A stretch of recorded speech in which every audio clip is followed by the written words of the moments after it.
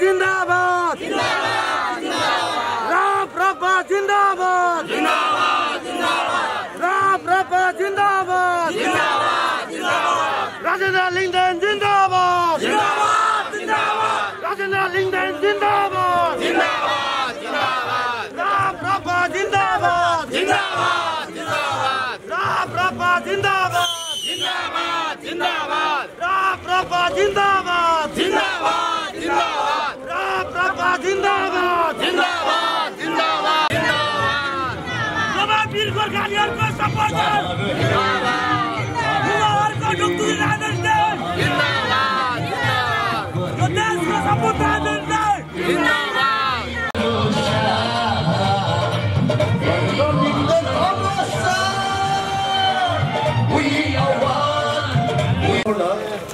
यो माइक्रोफोन म हाम्रो उद्घोषकज्यूलाई हस्तान्तरण गर्दछु। धन्यवाद। आदरणीय जनसमुदाय, हाम्रा प्रमुख अतिथि पार्टी केन्द्रीय अध्यक्ष माननीय श्री राजेन्द्र प्रसाद लिङ्गदेनज्यू कार्यक्रम स्थलमा आइसक्नु भएको छ। कांग्रेस एमाले माओवादीहरूले ठिक काम गरेनन्, बेइमान गरे, यिनीहरू भ्रष्ट भए, बदमाश भए भनेर यिनीहरूलाई अब आउने चुनावमा जुत्ताको माला लगाउनुहोस्, बाटो छेक्नुहोस्, ढुङ्गा हान्नुहोस् भन्न आएको होइन। हामी हिंसामा विश्वास गर्दैनौँ। त्यसकारण म तपाईहरुलाई भन्न आएको छु कि आउने चुनावमा जनता सचेत भयो। जनता अब कांग्रेस एमाले माओवादीको गोठको गाईबस्तु होइन, जनता सार्वभौम छ, स्वतन्त्र छ भन्ने प्रमाणित गर्नको लागि उनीहरूको बाकस रित्तो पार्दिनुहोस् भनेर भन्न आएको। शान्तिपूर्ण ढंगले जनता चनाखो भयो, जनता बाठो भयो अब भन्ने प्रमाणित गरिदिनुहोस् भनेर अपिल गर्न आएको। तपाई आफै भन्नुहोस् त, यदि कांग्रेसको एमालेको माओवादीको कोही साथी हुनुहुन्छ भने तपाईको मनमा कति कुरा खेलिराखेको होला यति बेला भन्नुहोस् त।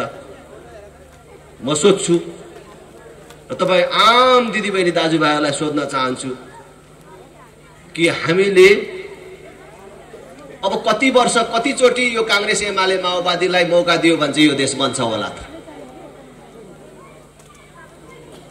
तपाईले कांग्रेसले चुनाव जित्यो भने प्रधानमन्त्री हुने मान्छे को हो मैले भन्नुपर्छ पर्दैन? अनुहार तपाईहरुको अगाडि नाम अगाडि आइहाल्यो।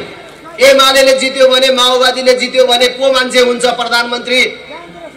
तपाईहरुको अगाडि तपाईको मनमा आइसक्यो भने तिनै मान्छे तिनै नेतालाई अब कति चोटि र कति वर्ष थपिदियो भने चाहिँ यो देश बन्छ होला त? ल तपाईहरु फेरि भन्नुस्।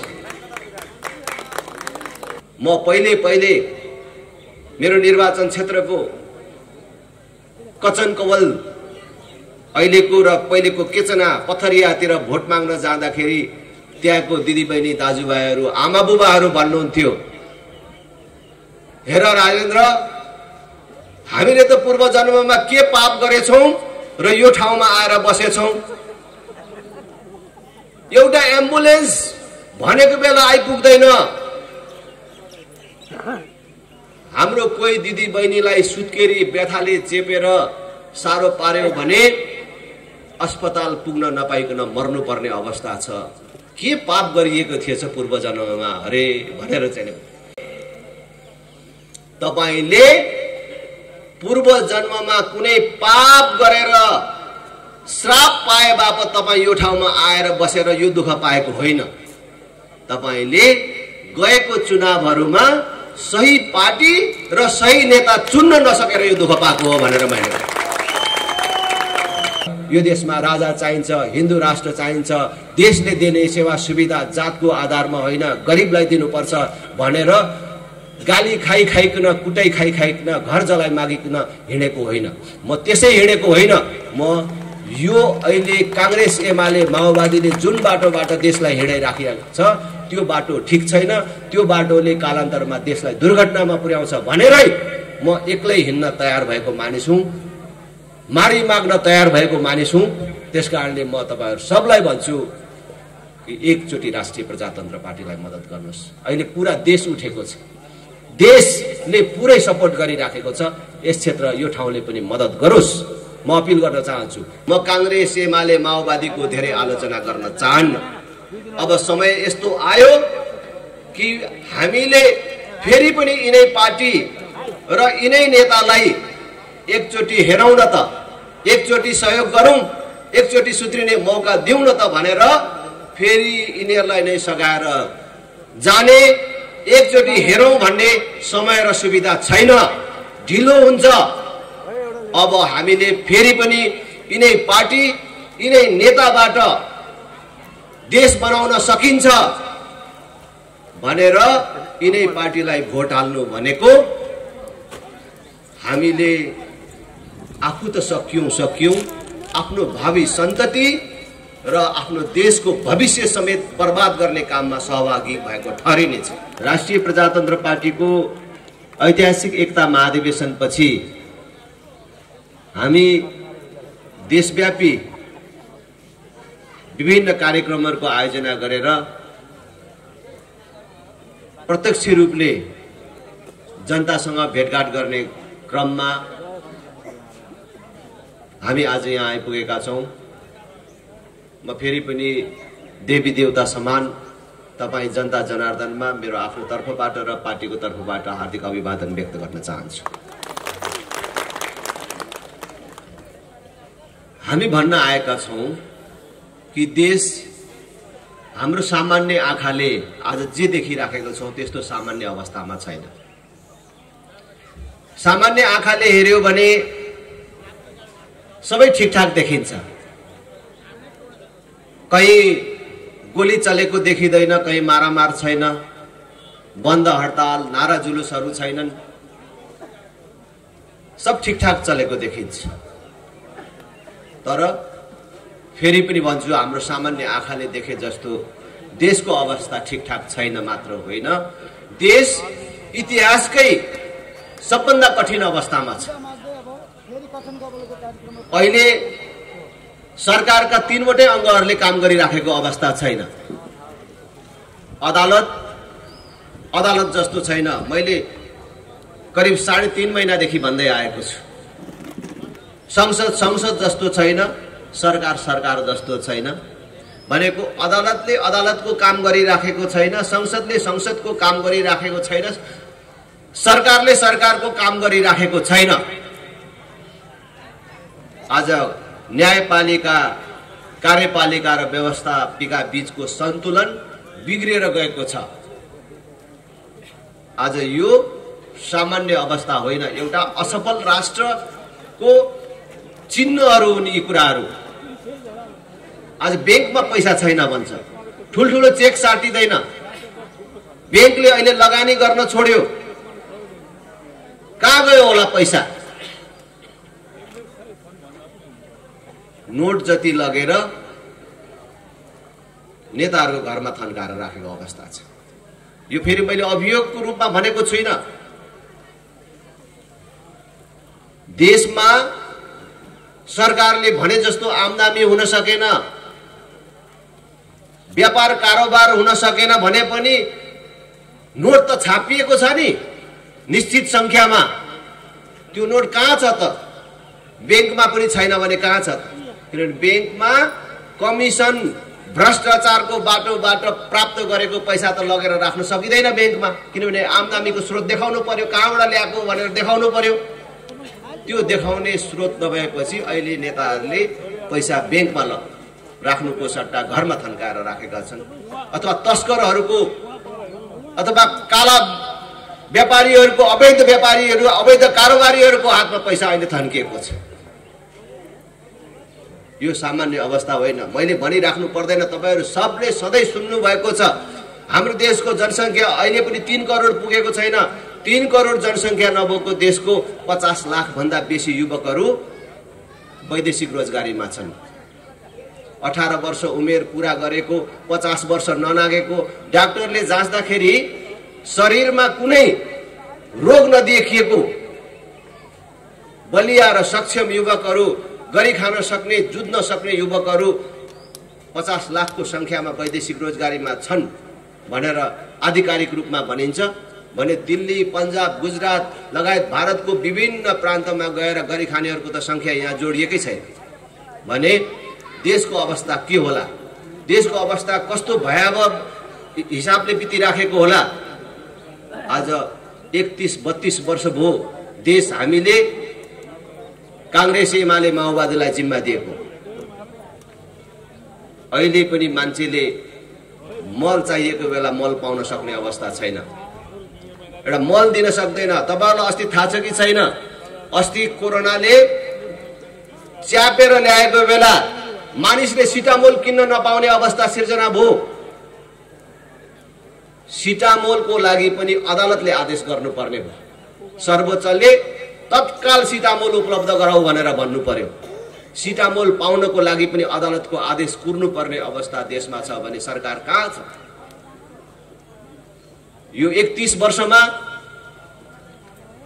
केही बाटाहरू नियमित रूपमा बने होलान्, केही कलबर्टहरू, केही पुलहरू बने होलान्, तर यही समयमा हामीसँगै हिँडेका दुनियाँका अरू देशहरू कहाँबाट कहाँ पुगे? जनताको जीवन स्तर अरू देशमा कति माथि र उठेर गयो र हाम्रो कति तल झरेर गएको छ। आज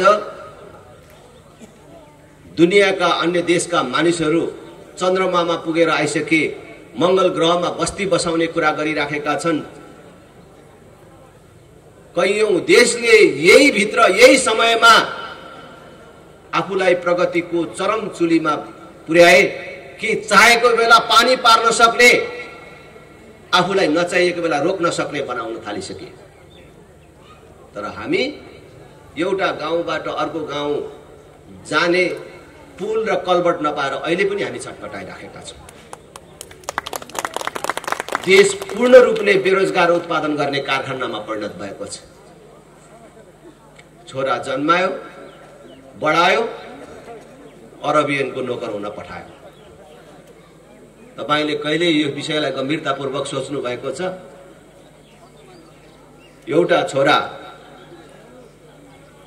अनिच्छापूर्वक धेरै पैसा कमाउनको लागि होइन, केवल परिवार पाल्नको लागि आमाको काख छोडेर जान बाध्य छ।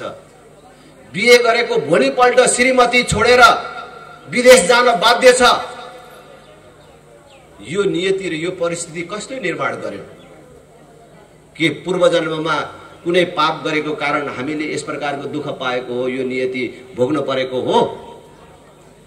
म पहिले मेरो निर्वाचन क्षेत्रको कचन कवल अहिलेको र पहिलेको केचना पथरियातिर भोट माग्न जाँदाखेरि त्यहाँको दिदीबहिनी दाजुभाइहरू, आमा बुबाहरू भन्नुहुन्थ्यो, हेर राजेन्द्र, हामीले त पूर्व जन्ममा के पाप गरेछौं र यो ठाउँमा आएर बसेछौं।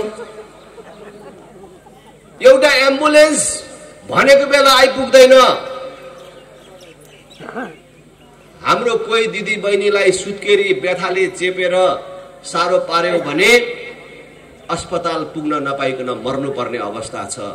के पाप गरिएको थिएछ पूर्व जन्ममा अरे भनेर चाहिँ तपाईले पूर्व जन्ममा कुनै पाप गरेर श्राप पाए बापत तपाई यो ठाउँमा आएर बसेर यो दुःख पाएको होइन। तपाईले गएको चुनावहरूमा सही पार्टी र सही नेता चुन्न नसकेर यो दुःख पाएको हो भनेर मैले आज पनि म तपाईहरुलाई यहाँ पनि भन्न चाहन्छु। आज हामी जब अरू देशको नागरिकहरूसँग हामीलाई तुलना गर्छौं र आफूलाई हेपिएको पाउँछौं, आफू होचिएको पाउँछौं, आफूलाई निम्छरो पाउँछौं नि, त्यो हामी जन्मका कारण, नेपाली भएका कारण, यो ठाउँमा जन्मेको कारण, यो देशमा जन्मेको कारण त्यस्तो भएको होइन। र पूर्व जन्ममा कुनै अपराध गरेको कारण हामीले श्राप पाएर यो चीज भोग्नु परेको होइन। हामीले ठीक पार्टी र ठीक नेता चुन्न नसकेर यो दुःख पाएको हो। त्यसकारण म तपाईहरु सबलाई अनुरोध गर्न चाहन्छु, 31 वर्षदेखि कांग्रेस, एमाले, माओवादी अनेक जोडी पार्टीहरूलाई तपाईहरुले हेर्नुभयो। कांग्रेससँग रिस उठे एमालेमा सर्नुभयो, एमालेबाट रिस उठे उता माओवादीतिर सर्नुभयो, कोही कांग्रेसमा सर्नुभयो, यही वरिपरि घुमिराख्नुभयो। र कांग्रेसको विकल्प एमाले हो कि एमालेलाई ठिक लगाउने कांग्रेस हो कि हैन यो माओवादीले पो ठिक लगाउँछ होला भनेर फेरि माओवादीमा यसरी जो तपाईहरु यो गोल चक्करमा घुमिराख्नुभयो, आज समयले प्रमाणित गर्यो। यो कुरा राजेन्द्र लिङ्गदेन जस्ता मान्छेहरूले त दशकौंदेखि भन्दै आएको कांग्रेस एमाले माओवादी भन्ने अलग पार्टी होइनन्, यिनीहरू नाम मात्रै अलग हुन् भनेर भने। तर आज प्रमाणित भयो, समयले प्रमाणित गर्यो कांग्रेस एमाले माओवादी भन्ने अलग पार्टी होइनन्। देशलाई बर्बादीको यो बिन्दुसम्म पुर्याउन यो तीनटै पार्टी उत्तिकै जिम्मेवार छ। 52 साल फागुन 1 गते माओवादीले जनयुद्ध नामको विद्रोह सुरु गर्दाखेरि के माग राखेको थियो? उसको माग जायज थियो भने त्यसबेलै कांग्रेस एमाले भन्नेले किन मानेनन् र देशमा 10 वर्ष द्वन्द चर्काएर 17,000 मान्छे मराउने काम भयो र किन देशलाई 50 वर्ष पछाडि धकेल्ने काम भयो?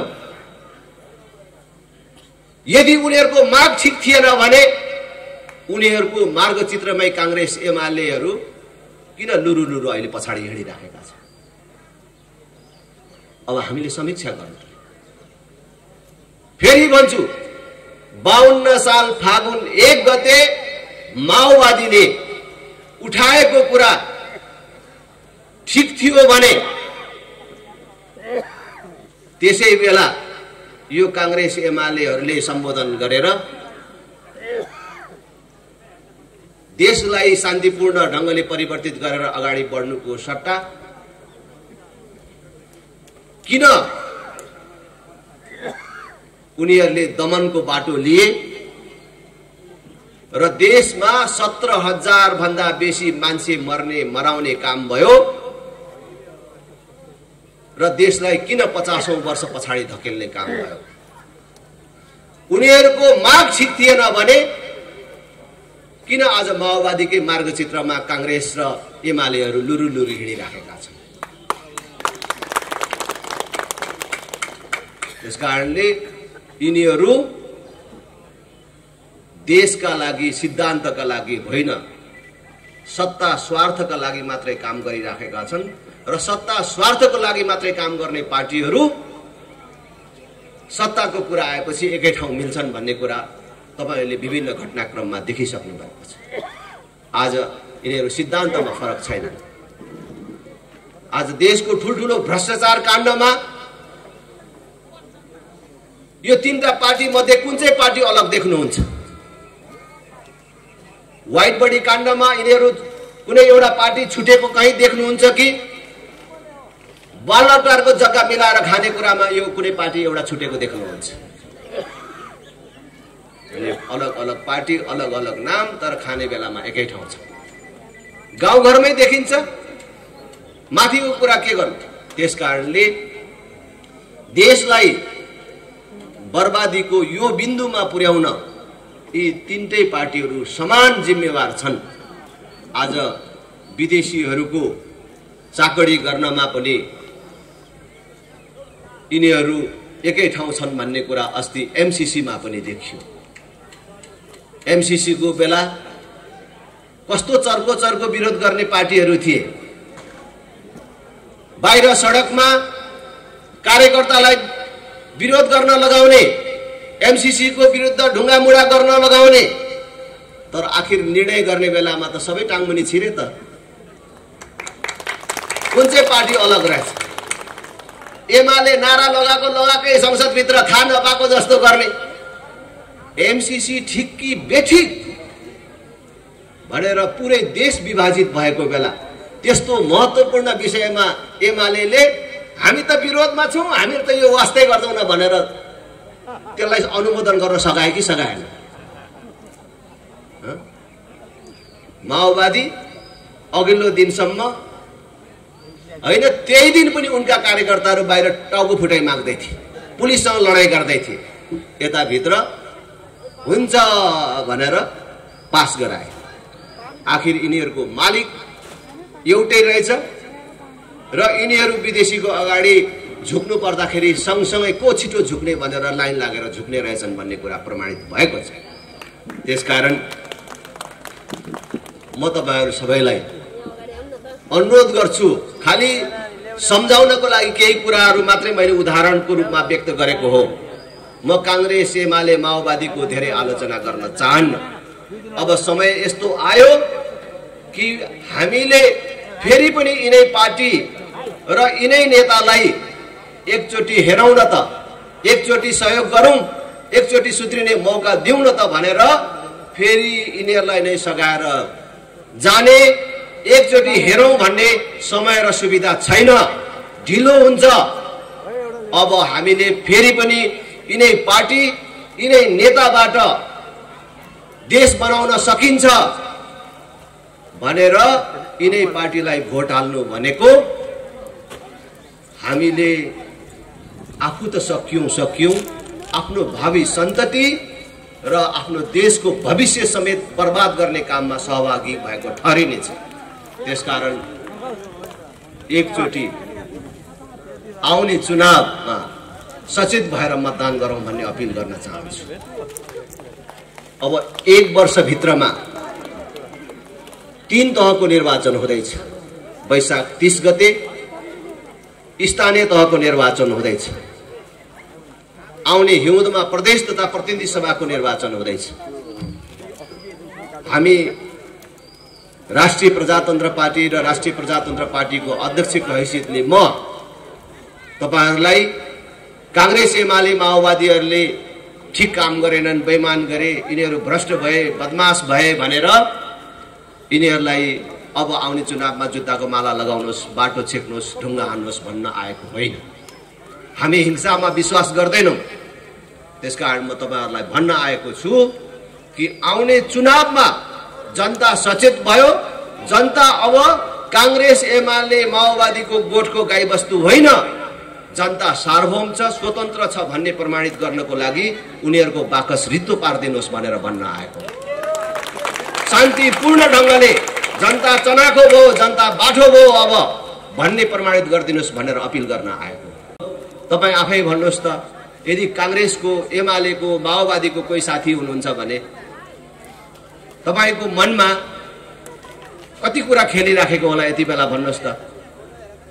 म सोध्छु र तपाई आम दिदीबहिनी दाजुभाइहरूलाई सोध्न चाहन्छु कि हामीले अब कति वर्ष कतिचोटि यो कांग्रेस एमाले माओवादीलाई मौका दियो भने चाहिँ यो देश बन्छ होला त?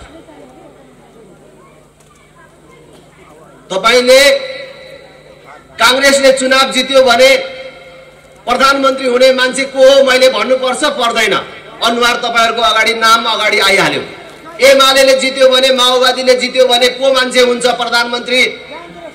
तपाईहरुको अगाडि तपाईको मनमा आइसक्यो भने तिनै मान्छे तिनै नेतालाई अब कति चोटि र कति वर्ष थपिदियो भने चाहिँ यो देश बन्छ होला त? ल तपाईहरु फेरि भन्नुस्।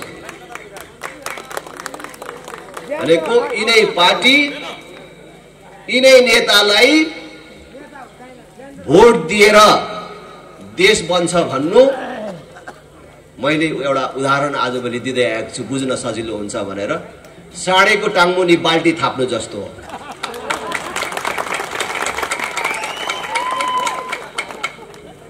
साँडेको टाङमुनि बाल्टी थापेर दुध आउँछ?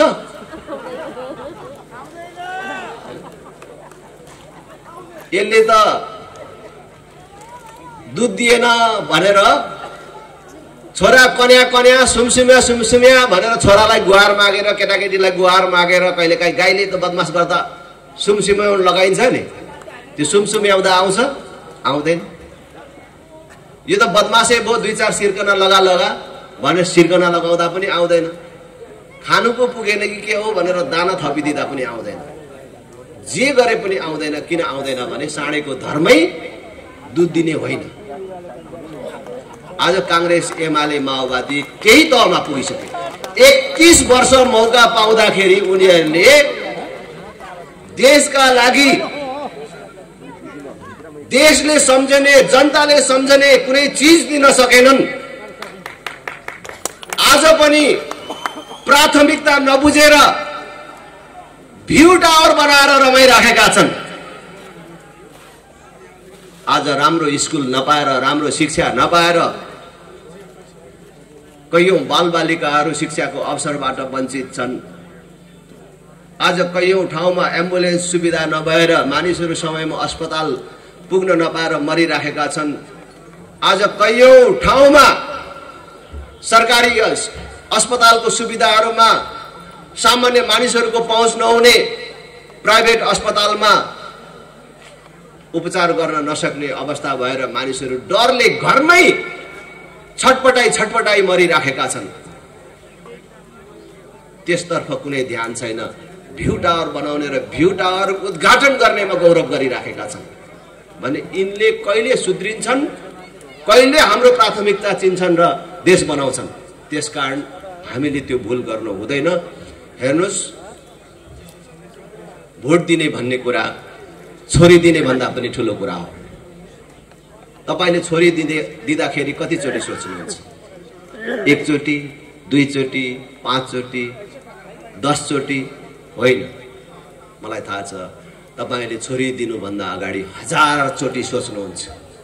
जब छोरी दिने कुरा आउँछ तपाई रातभरि छटपटाउनुहुन्छ। तपाईले अनेक मानिस लगाएर आफूले छोरी दिन खोजेको केटोको बारेमा बुझ्नुहुन्छ। त्यसले कति पढेको छ सोध्नुहुन्छ। आम्दानीको स्रोत के छ भनेर सोध्नुहुन्छ। तिनका बाबुआमा के गर्छन् बुझ भनेर बुझ्नुहुन्छ। जाँड रक्सी चुरुट बिडी खान्छ कि खाँदैन बुझ भनेर भन्नुहुन्छ। अनि त्यतिले मात्रै चित्त नबुझेर त्यो गाउँमा ठिटी डुलाएर हिँड्ने खालको छ कि छैन बुझ है भनेर सम्म पनि बुझ्नुहुन्छ। त्यति धेरै बुझेर दिएको ठाउँमा पनि कहिलेकाहीँ छोरी लफङ्गाको फेला पर्छ। त्यो लफङ्गै परेछ भने पनि दुःख तपाईको त्यही एउटा छोरीले पाउँछ। तपाईको 2टा छोरी छ भने अर्को छोरीलाई केही फरक पर्दैन। तर तपाईले दिने भोट गलत पार्टी, गलत नेतालाई परेछ भने त पुरै देशले दुःख पाउँछ। त्यसकारण भोट मेरो बाजेको पार्टी, मेरो बाउको पार्टी, म त विद्यार्थीदेखि नै लागेको पार्टी, म अहिलेदेखिको अखिल एमाले हो, राजेन्द्रहरूसँग स्कुलमै लाप्पा खेलेको हो म त भनेको भरमा दिने चीज होइन। तपाईको एउटा भोट तपाईको परिवार, तपाईको समाज र तपाईको देशको भविष्यसँग सम्बन्धित छ। त्यसैले आवधिक निर्वाचन हुन्छ, 5-5 वर्षमा चुनाव हुन्छ। अस्ति दिएकै पार्टीलाई दिने, एकचोटि चिरकटो काटेकै आधारमा त्यही पार्टीलाई दिइराख्ने, ठिक गरे पनि बेठिक गरे पनि हो भने त त्यो चुनावको के अर्थ रहन्छ? यसकारणले चुनाव आएपछि जनता सचेत हुनुपर्छ। जनताको भाग्य भविष्यसँग सम्बन्धित हो चुनाव। हामी भन्ने बेलामा भन्छौँ यतातिर के छ थाहा छैन, मेरोतिर अहिले बल्ल सुधार आएको छ। 2-4 वर्ष अगाडिसम्म मेरोतिरको पनि मतदाताहरू भन्नुहुन्थ्यो मलाई प्यारो गरेर, राजेन्द्र के गर्छस् राजेन्द्र, तेरो कुरा त ठिक छ नि, कुद्छस् खट्छस्, माया लाग्छ तेरो। हाम्रो नेताहरूले सिन्का पनि भाँचेनन्। थाहा छ चोर हुन्, भ्रष्टाचारी हुन्, केही गरेनन्, बर्बाद गरे देशलाई, तर हात अर्कोतिर लाग्दैन भनेर भन्थे। चोर पनि भन्ने, भ्रष्टाचारी पनि भन्ने, केही गरेनन् पनि भन्ने, अनि हात अर्कोतिर लाग्दैन भनेर तिनैलाई भोट दिने, यस्तो कुरा गर्थे। तर अहिले चाहिँ तालपरे पार्टी नै छोडेर आउने, नभए पनि घरमा चाहिँ झन्डा कांग्रेस एमालेको राख्ने, भोट चाहिँ तिनलाई नदिने अभियान चलेको छ।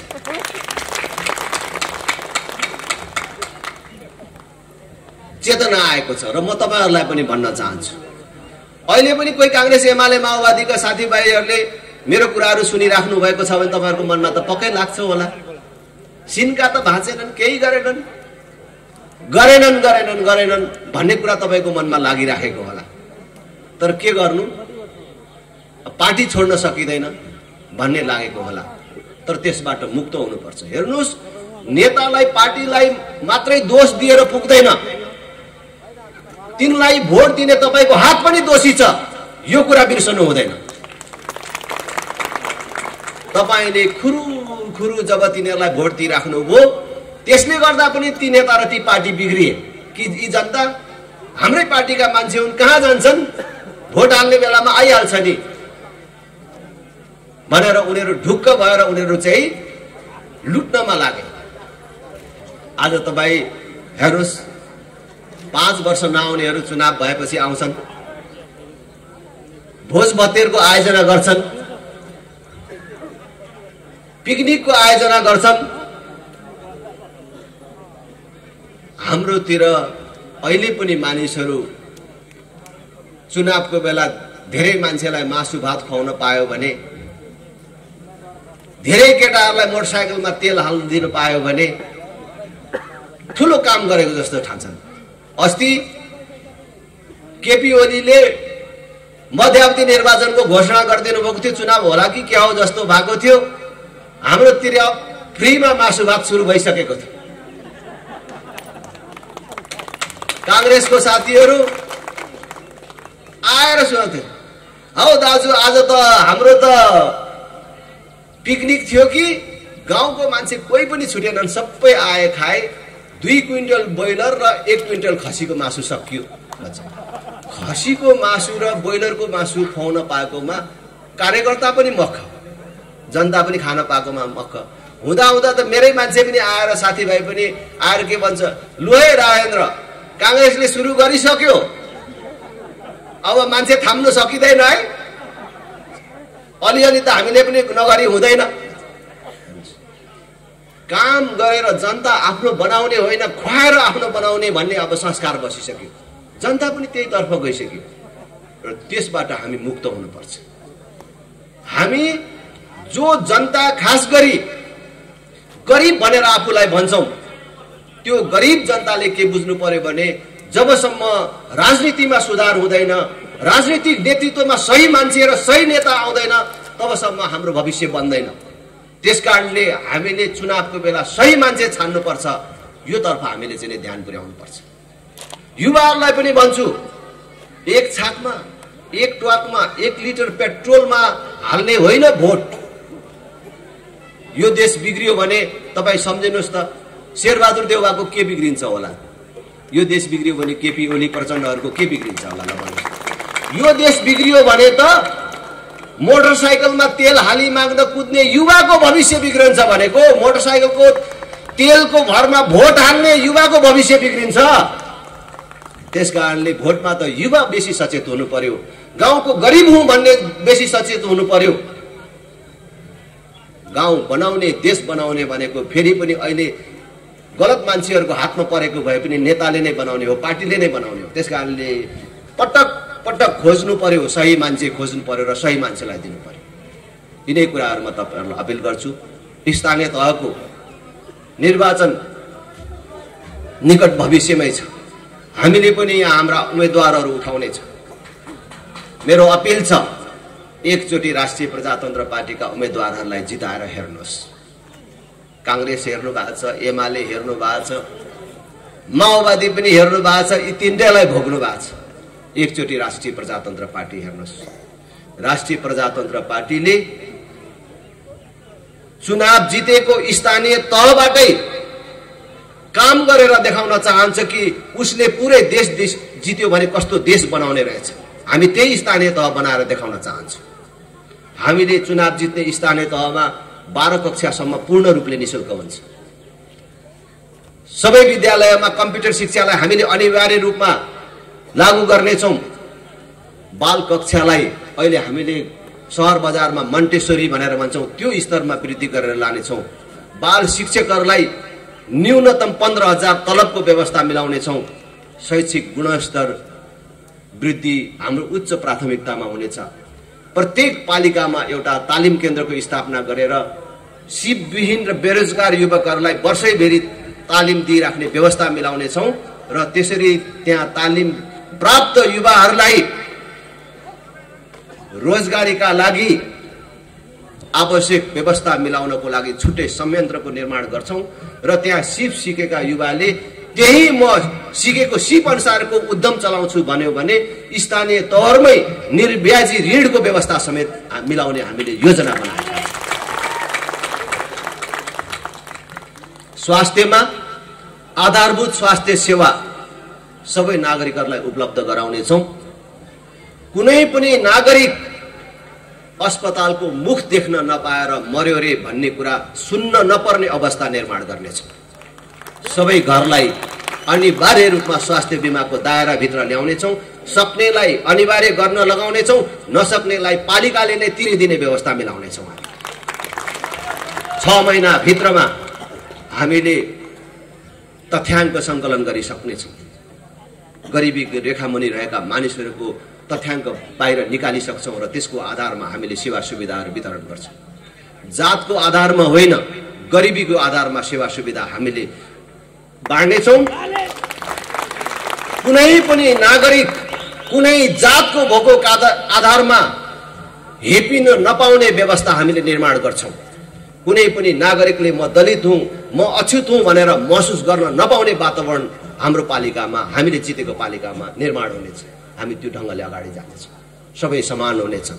जातीय छुवाछुत र भेदभावको पूर्ण रूपले अन्त्य हुनेछ र त्यसको हामी वैधानिक व्यवस्था मिलाउनेछौँ। स्थानीय ऐनको निर्माण गरेर हामीले त्यो व्यवस्था मिलाउनेछौँ।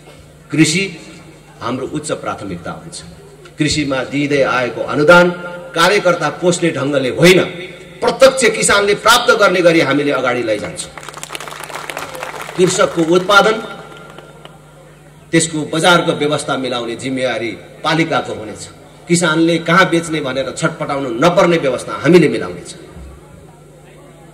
चिसियान केन्द्र र अन्य भण्डारणको व्यवस्था हामीले मिलाउनेछ।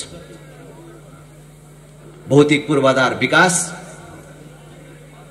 हामीले नेपालकै नमुना ढंगले गर्नेछौँ कि थोरै पैसाले कमिसन नखाइकन भ्रष्टाचार नगरिकन काम गर्दाखेरि भौतिक पूर्वाधार विकास कुन ढंगले गर्न सकिन्छ भनेर हामीले जितेको गाउँपालिकामा अरू गाउँका मानिसहरू हेर्न आउने व्यवस्था हामीले मिलाउनेछौँ। महिला बालबालिका फरक क्षमता भएका र ज्येष्ठ नागरिकहरूलाई विशेष सुरक्षाको व्यवस्था मिलाउनेछौँ। ज्येष्ठ नागरिकहरूले प्राप्त गर्दै गरेका सेवा सुविधाहरू ज्येष्ठ नागरिकको घर दैलोमा पुर्याउने व्यवस्था मिलाउँछौँ र ज्येष्ठ नागरिकहरूलाई महिनाको कम्तीमा पनि एकपल्ट घरमै गएर स्वास्थ्य परीक्षण गर्ने व्यवस्था हामीले मिलाउँछौँ। करको हिसाबले अहिले लागिराखेको करमा 50% सम्म हामी घटाउनेछौँ र नेपालकै सबभन्दा कम कर लाग्ने पालिका मध्येको पालिका हामीले जितेको पालिका हुनेछ।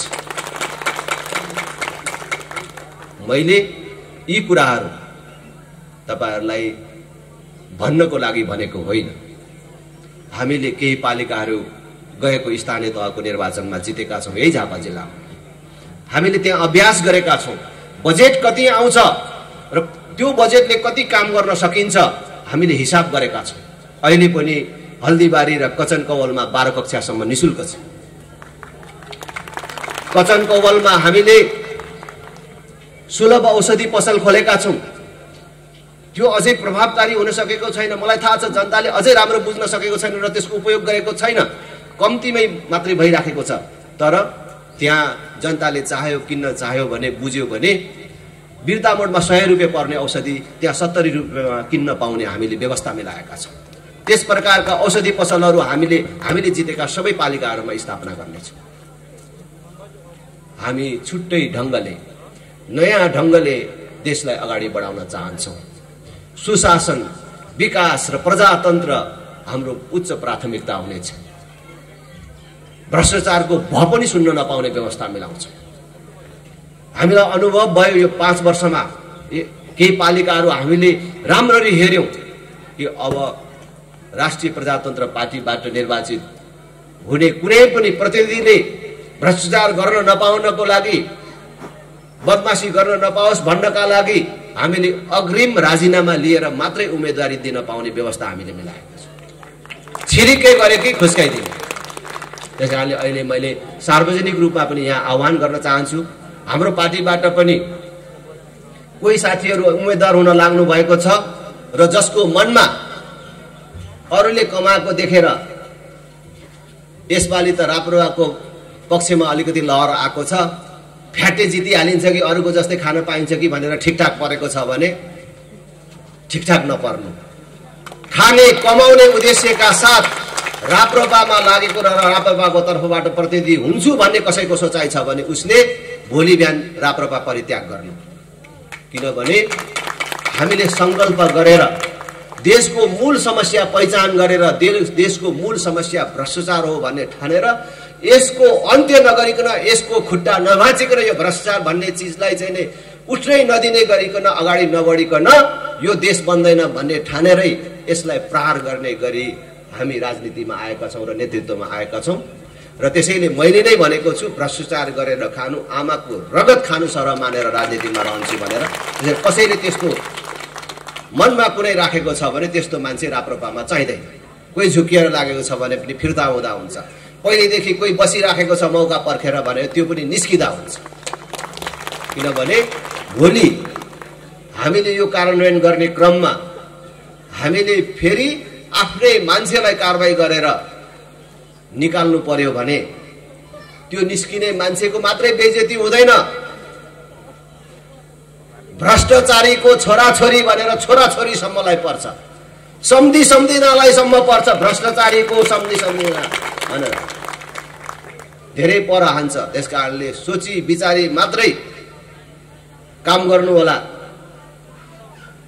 म फेरि पनि दोहोऱ्याएर भन्छु, एउटा अठोट एउटा सङ्कल्पका साथ हामी राजनीतिमा छौँ र हाम्रो जीवनकालमै यो देश बनाउन सकिन्छ, यो देश बन्छ भनेर हिँडेका छौँ र बनाउँछौँ भनेर हिँडेका छौँ। त्यसकारण तपाईँहरू सबको मद्दत माग्न हामी आएका छौँ। एकचोटि राष्ट्रिय प्रजातन्त्र पार्टीलाई मद्दत गर्नुहोस्, साथ दिनुहोस्। तपाईँहरूलाई फेरि पनि भन्छु, कोही पनि जनता कुनै पनि पार्टीको गोठमा बाँधेर राखेको गाईबस्तु होइन। जनता सार्वभौम छ, स्वतन्त्र छ। राष्ट्रिय प्रजातन्त्र पार्टीका बारेमा अनेक भ्रमहरू चाहिँ फैलाउँछन्। हामी कुनै सत्ता प्राप्तिको लागि, मन्त्री प्राप्तिको लागि मात्रै राजनीतिमा छैनौँ भन्ने कुरा तपाईँहरू आफै चाहिँ मलाई जान्नुहुन्छ। यो राजेन्द्र लिङ्गदेन भन्ने मान्छेलाई मन्त्री मात्रै हुन त अनेक बाटाहरू छँदै थियो, सांसद मात्रै हुन त अनेक बाटाहरू छँदै थियो।